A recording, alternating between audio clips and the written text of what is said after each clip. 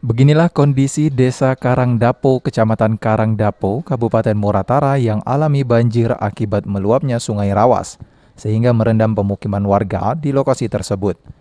Kejadian banjir di Desa Karangdapo ini sendiri bukan untuk kali pertama, tapi sudah menjadi hal biasa bagi warga, khususnya di saat intensitas hujan mulai tinggi.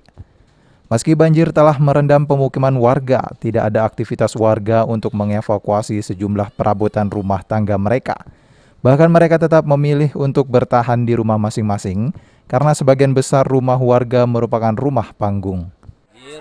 Dan juga Selasanya malam itu mulai naik ke jalan. Hari Selasanya itu mulai naik ke jalan sebatas sekitar 20 cm.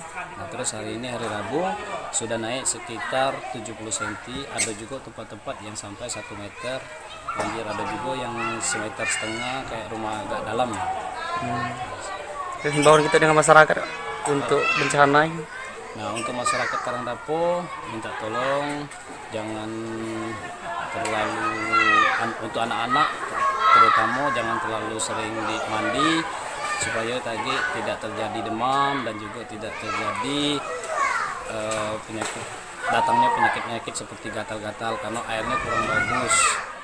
Untuk ketinggian air saat ini bervariasi tergantung dengan lokasinya. Untuk di kelurahan, kedalaman air banjir mencapai pinggang anak-anak. Sedangkan untuk di dataran rendah ada yang mencapai 1 meter lebih.